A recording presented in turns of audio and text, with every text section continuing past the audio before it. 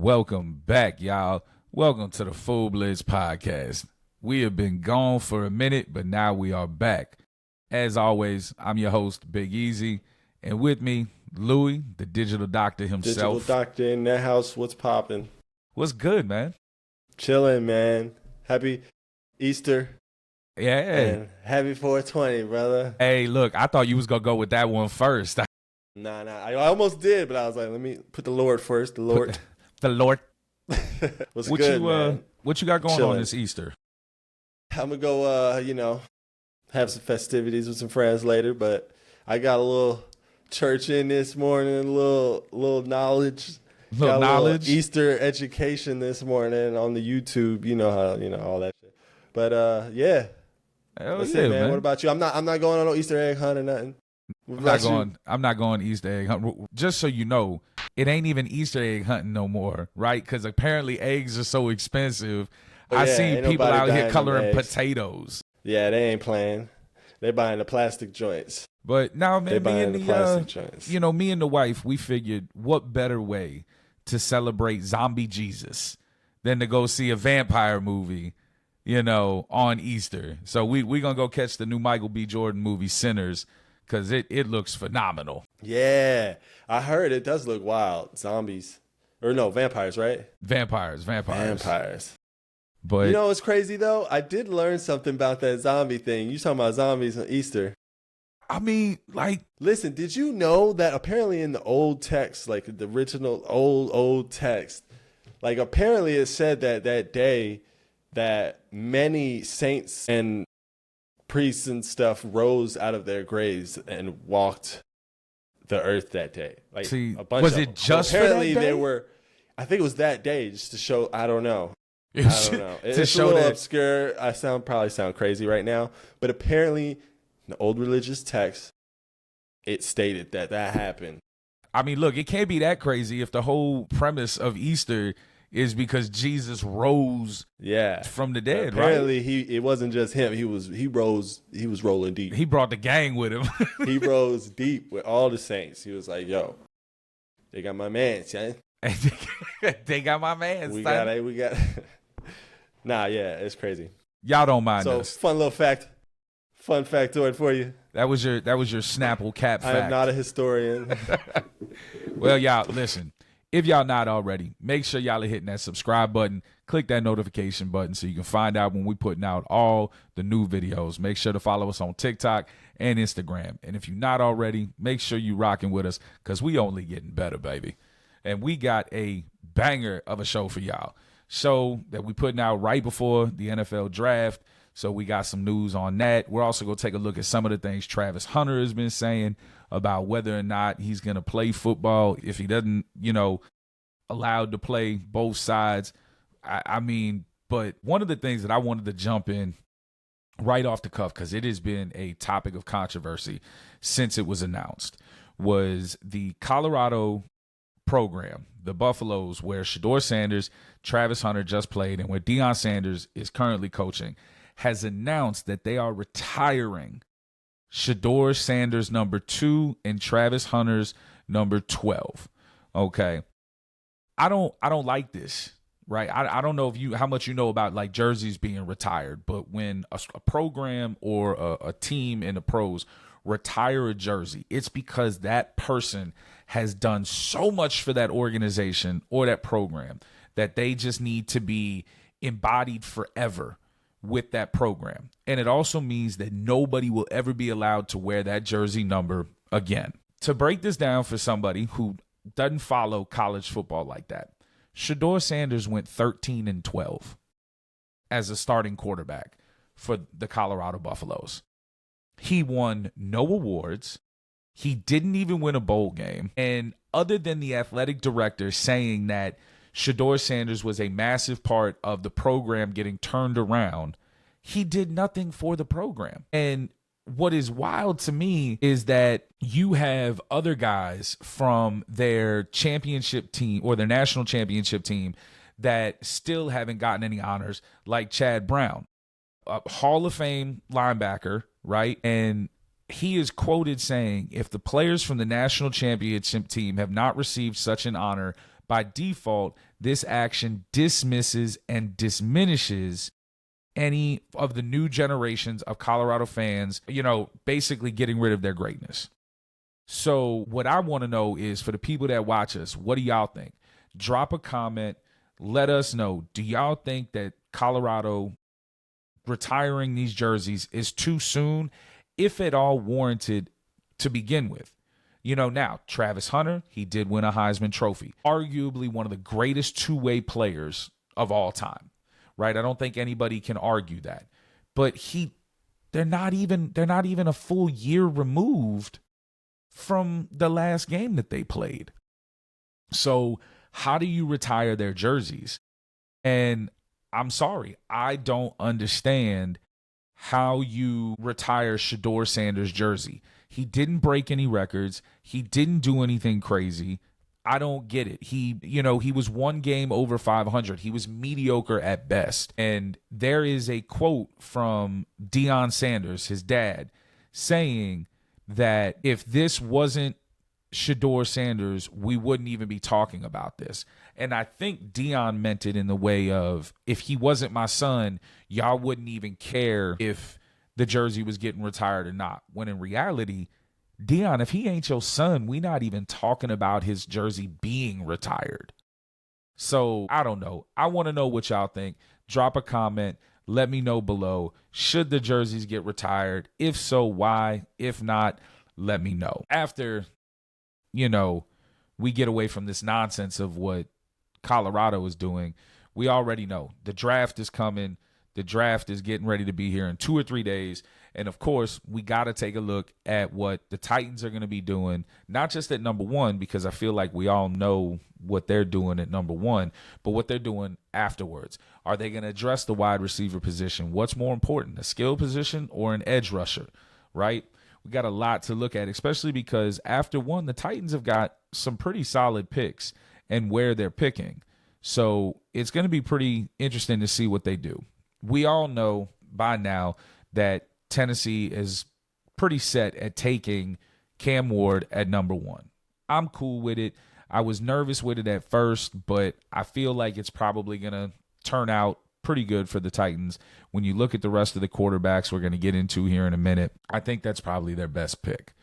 At 35, though, the third pick of the second round, I think this is going to be an interesting pick for them. One, because they don't have a third round pick. So when you're looking at a team that goes from 35 and they don't pick again to 102, that is a lot of players. Do they try to trade back into the second round and pick up a third round pick?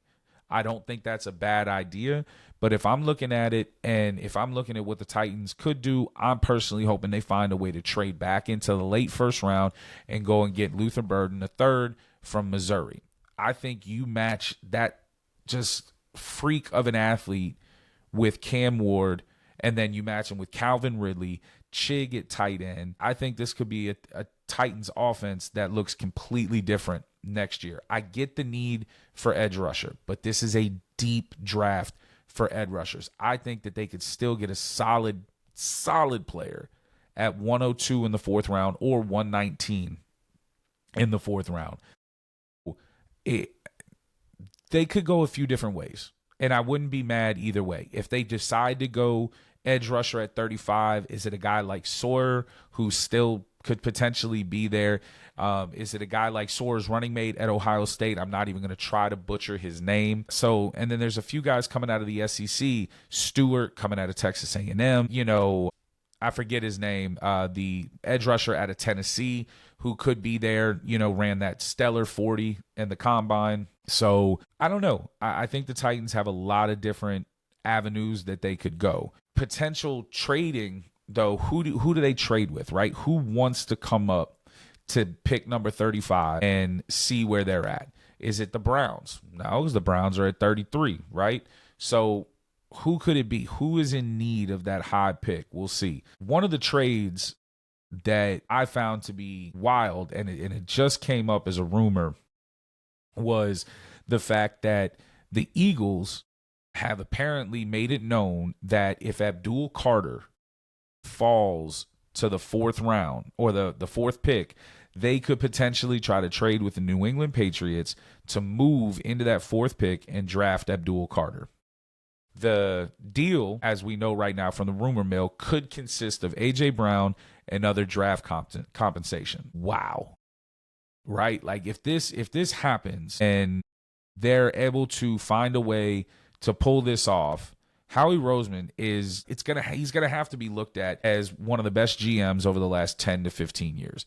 That defensive line was just scary last year. I mean, we all saw what that defensive line did to Kansas City and Patrick Mahomes in the Super Bowl. You add a guy like Abdul Carter, who is wildly considered one of the best or the best athlete in this year's draft, and could have potentially gone to Tennessee if Tennessee didn't need a quarterback so bad. You add him to that mix, and that defense is just absolutely scary. Jordan, Abdul Carter, I mean, that is a scary defense. And then you got Braun, who they just re-signed.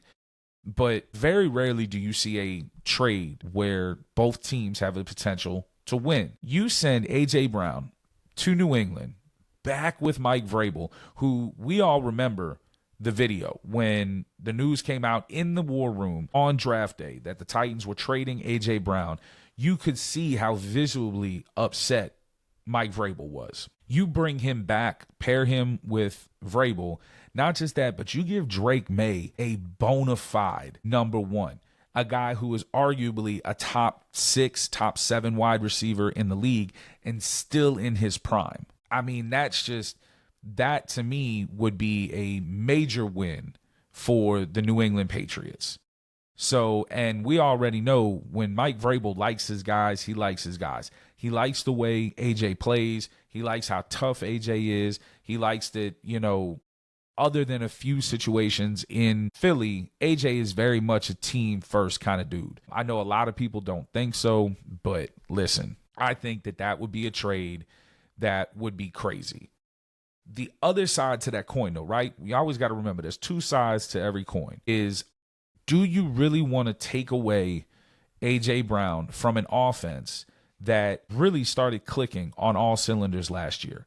I know you got Devontae Smith. I know you got Saquon Barkley, but you're also having some contract issues with your really good pass-catching tight end in Dallas Goedert. Do you want to do that, right? Do you want to take away a guy that gave Jalen Hurts so many options down the field? One of the better 50-50 ball catchers in the league right now at the moment. So those are the 2 sides to that coin, but that could be really scary for every team in the NFL, but every NFC East team. And what I want to know is this being done because the success that Jaden Daniels has?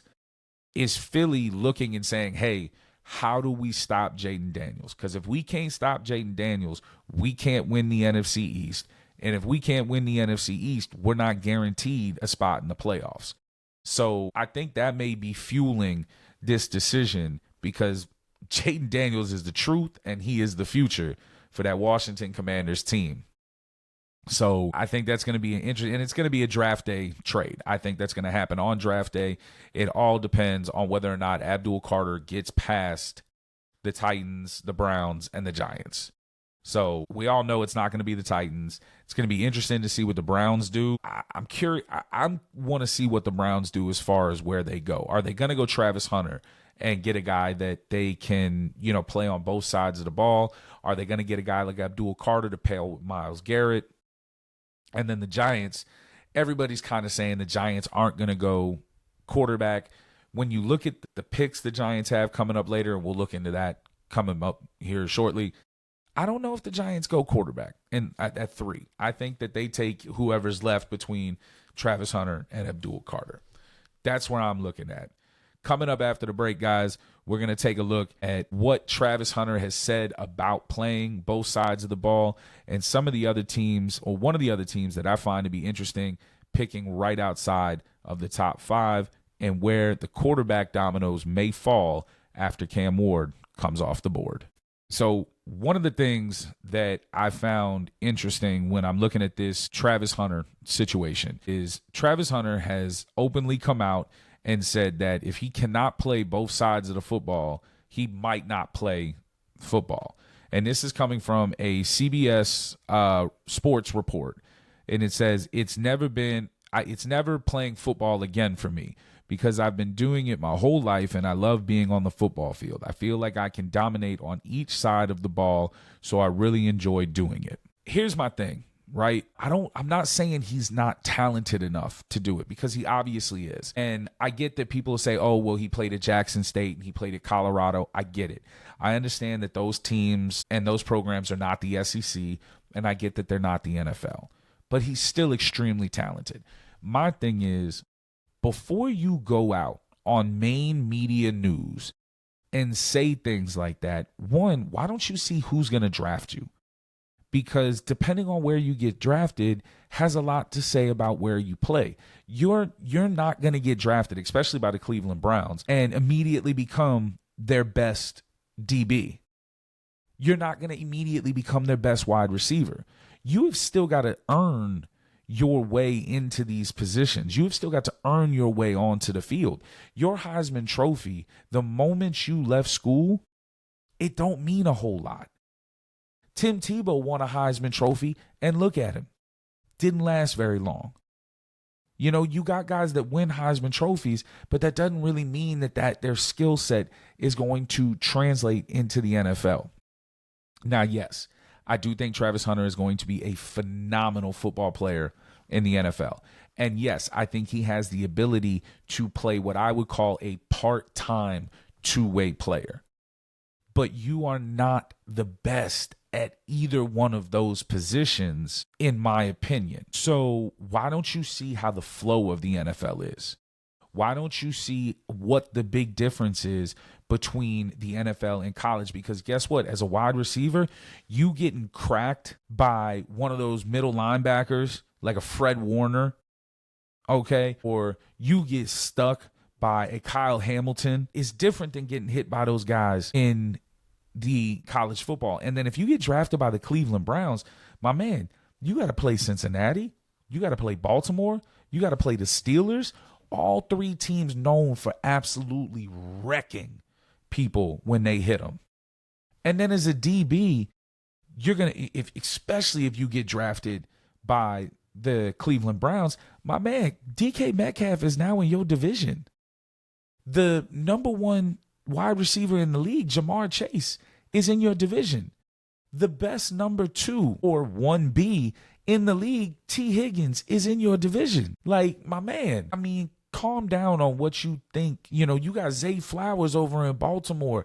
You know, I just don't understand it. And then you're going to have to come up as a cornerback in some situations and tackle guys like Derrick Henry. Bruh, relax. Okay, with this, I may not play football if I can't play both sides of the ball. I'm not telling you to give up on your dreams of playing both sides of the ball, but come on now, let's not get too crazy. All right. So that's my my piece on it. Let me know what y'all think.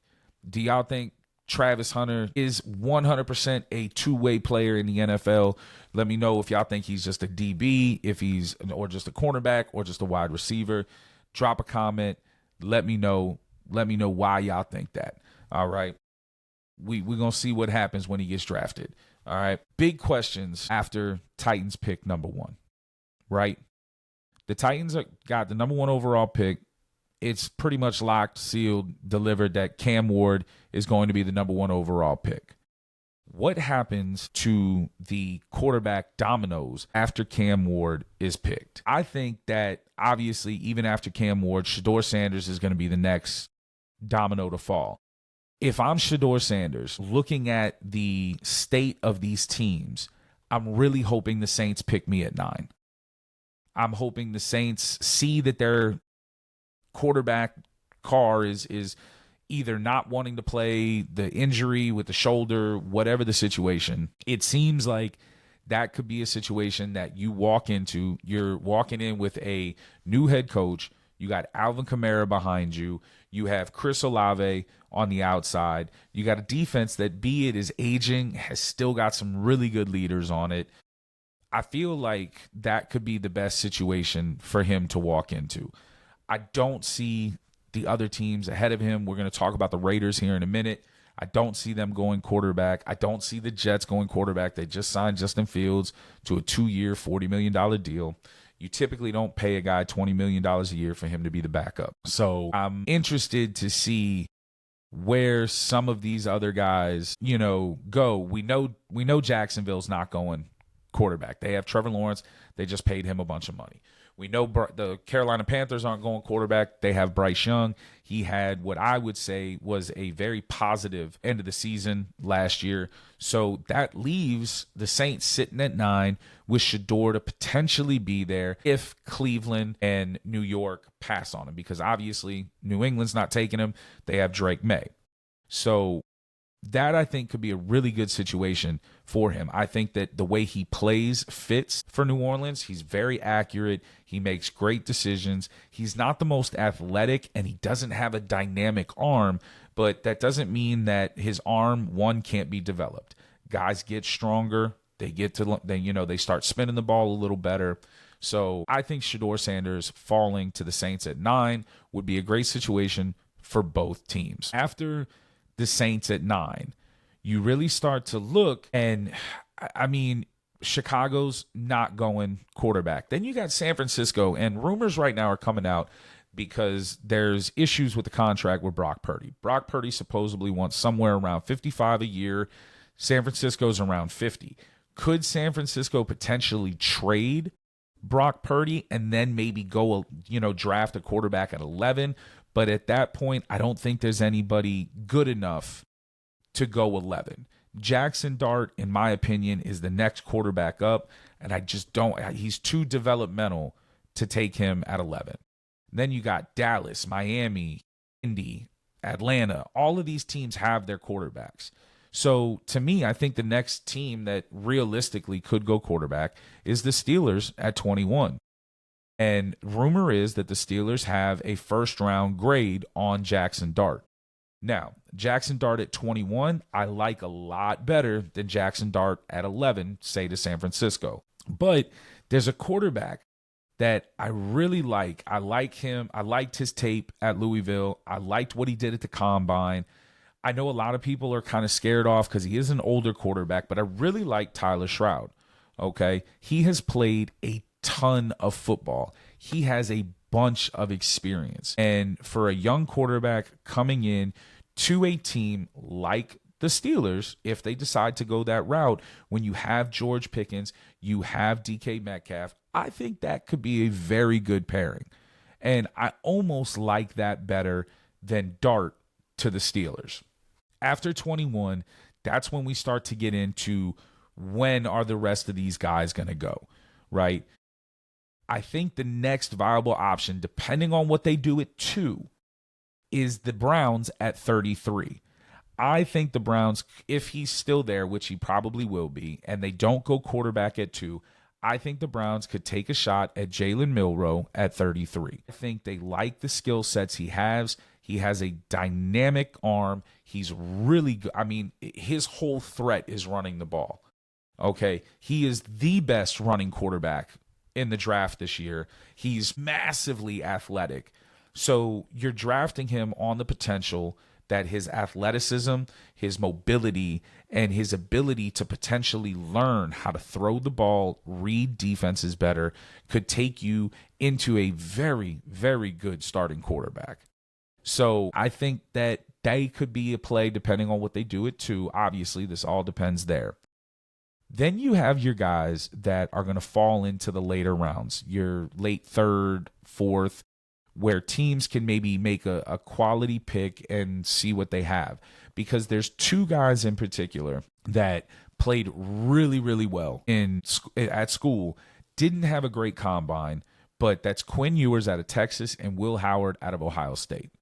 It's wild that you have 2 guys that were just in the college football playoffs. One of them just won a national championship, and they're not getting as much love. I really like one of those guys to go 34th to the Giants, right? I don't think the Giants are going quarterback at 3. I don't think that they love Shador Sanders. So I think that is probably where we see Travis Hunter fall to, or Abdul Carter. I don't think either one of them make it past there. But we don't know. The Giants, they could go offensive line. I don't see that happening. Quarterback kind of makes sense, but they also did just pay Russell Wilson, what was it, $21 million or something like that for 1 year. Could be a bridge guy, but you also play Jameis Winston, $8 million for 2 years. But at 34, I like that pick because they could potentially get their quarterback of the future early in the second round and see what happens. They also have the 65th pick in the third round. Again, another early pick in the third round.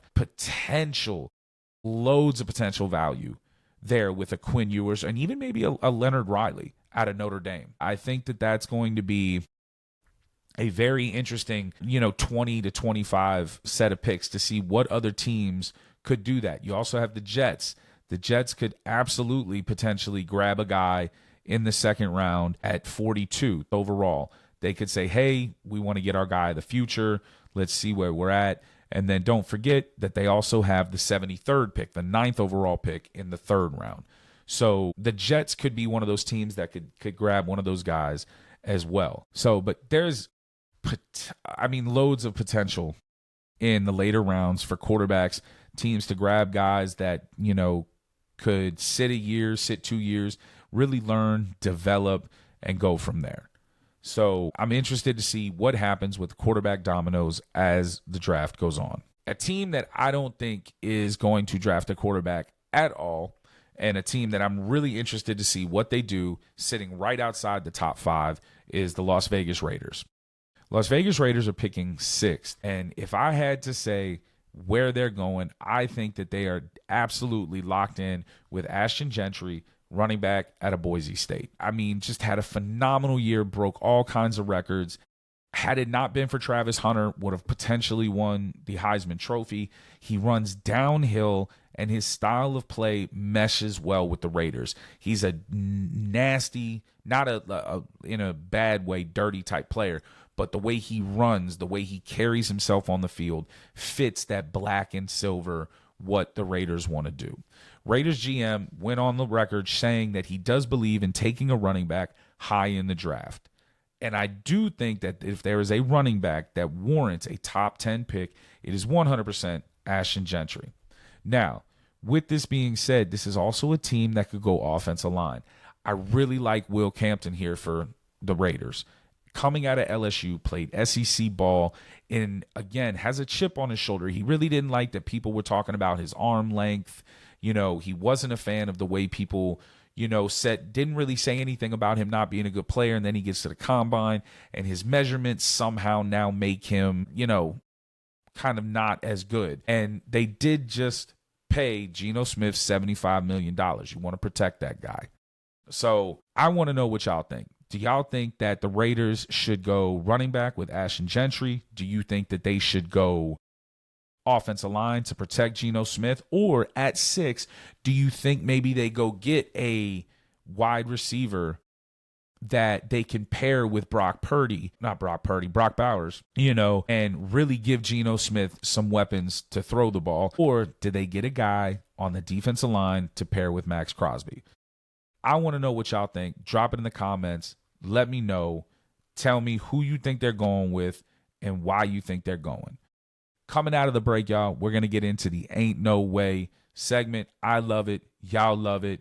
Stay tuned.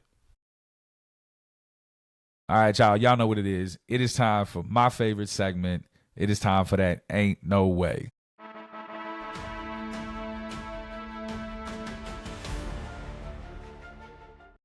All right, so before we get into the segment, of course, as always, if y'all don't know, please make sure, find you a story, something that you think just stands out. Email the show at thefullblitz@gmail.com. If we read it, we like it, and we put it out on the show, we'll get your info and we'll get you an exclusive Ain't No Way hoodie or t-shirt sent out to you. With that being said, I just want to put this out there that this story goes to show the entitlement of kids today. All right. Okay. The story came out Tuesday, April 15th. So it's, only a couple days old. And here is the headline. You know, I always like to hit you with the headline first. Man who didn't want to look after girlfriend's pets sent bomb threat to cruise she was on.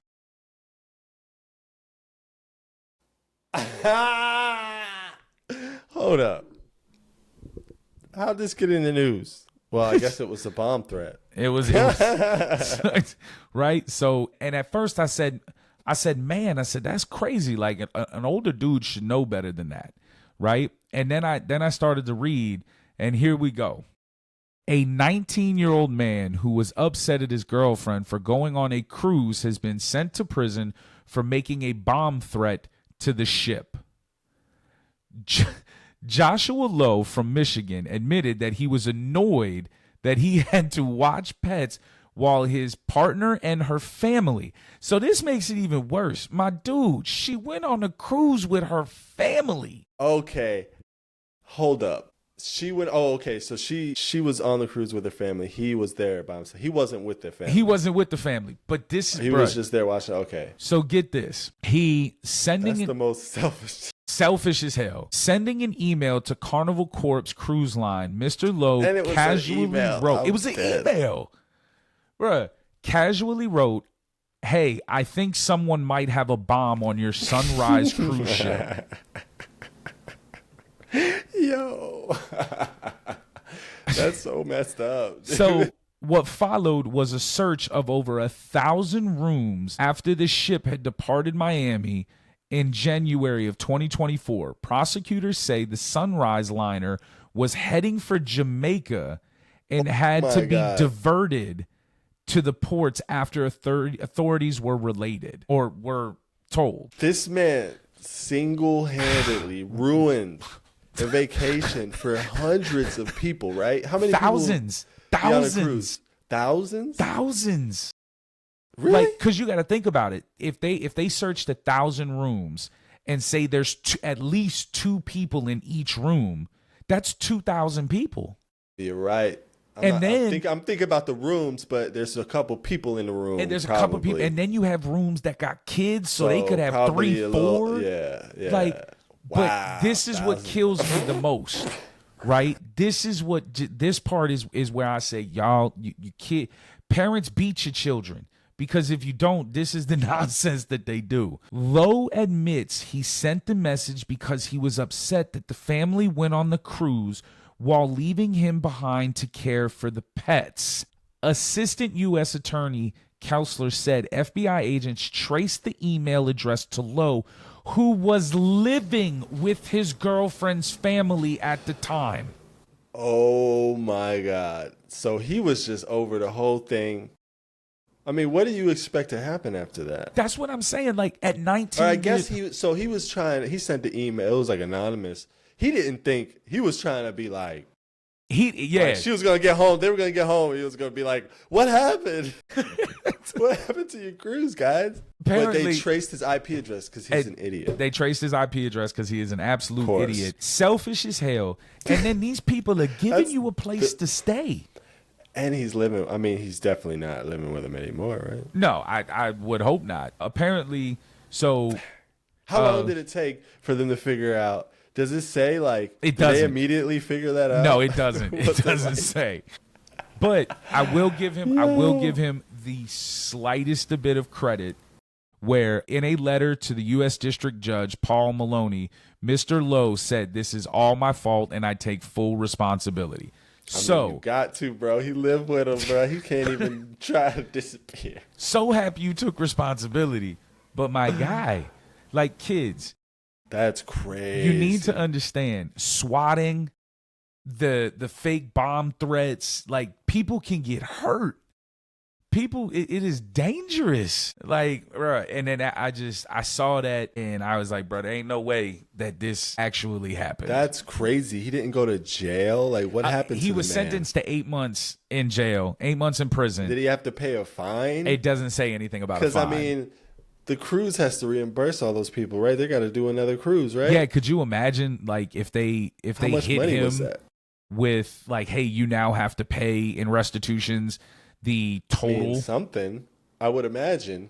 like, So That's Mr. crazy. Lowe has been sentenced to 8 months in prison for making the false bomb threat on Monday. The offense carries a maximum penalty of up to 5 years. So, I mean, we all know this. Like, let's be real. If he's got no other priors, and if he happens to be of light-skinned complexion, he's he probably gonna bail out or something. But he's probably gonna do his 8 months and be done.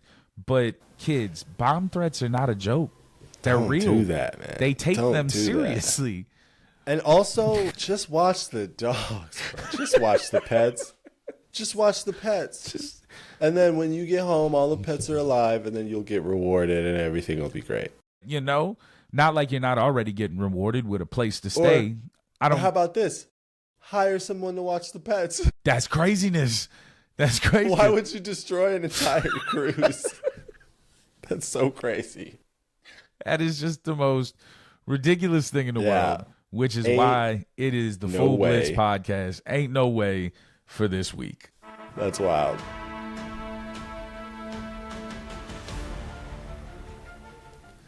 Yeah, that's crazy. All right. Wow. Wow. Well, guys, listen, we appreciate y'all rocking with us. As always. Welcome. We should state before we close this out about the new time and how we adjusting the way when we're going to drop this for everybody. Go ahead and let them know, man. Want to let them know? Let them know. Well, we're going to switch it up, man, so we can get a faster turnaround for everybody. You guys can get this news and this information ASAP. So we've been recording on Sundays, and we're just going to push that up earlier in the day. I had this beautiful sunlight. You know, usually I'm dimly lit in here. So, and we're going to get this out to you Mondays. Absolutely. So, boom.